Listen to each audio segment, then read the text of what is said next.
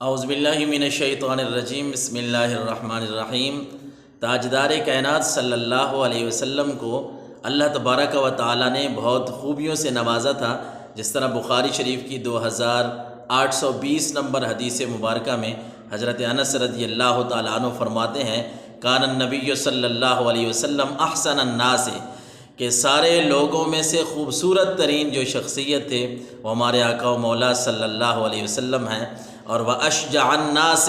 اور سارے لوگوں میں سے بہادر ترین جو شخص ہیں وہ ہمارے آقا و مولا صلی اللہ علیہ وسلم ہیں، وہ اجود الناس، اور سارے لوگوں میں سے زیادہ سخی جو ہیں وہ سرکار دو عالم صلی اللہ علیہ وسلم تھے۔ اور اسی پر ترمذی شریف کی حدیث مبارکہ ہے 2811، جس میں حضرت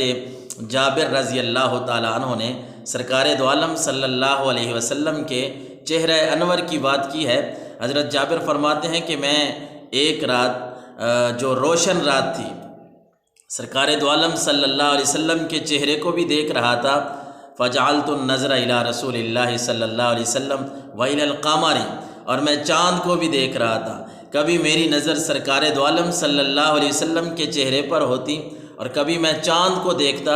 اور میں سوچ رہا تھا کہ چاند زیادہ خوبصورت ہے، سونا ہے، یا میرے نبی کا چہرہ بہت سونا ہے، جبکہ وعلیہ حلۃ حمراء، اور آپ صلی اللہ علیہ وسلم نے وہ خوبصورت چادر جو ہے اپنے اوپر اوڑھی ہوئی تھی۔ تو حضرت جابر رضی اللہ تعالیٰ عنہ فرماتے ہیں، میرا دل و دماغ یہ فیصلہ کر رہا تھا،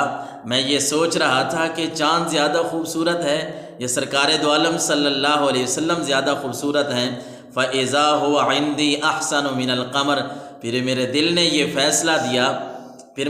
یہ فیصلہ کیا، میرے دماغ نے یہ فیصلہ دیا کہ اے جابر تو کیا سوچ رہا ہے، چاند تو بہت دور کی بات ہے، ہمارے نبی صلی اللہ علیہ وسلم کا چہرہ جو ہے وہ چاند سے بہت زیادہ خوبصورت ہے۔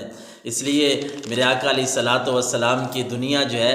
آج بھی دیوانی ہے کلام الہی میں شمس الضحیٰ، ہے کلام الہی میں شمس الضحیٰ، تیرے چہرہ نور فضا کی قسم شب تار میں راز یہ تھا کہ حبیب کی زلف دوتا کی قسم۔ اللہ تعالی ہم سب کو سرکار دو عالم کی اطاعت نصیب فرمائے۔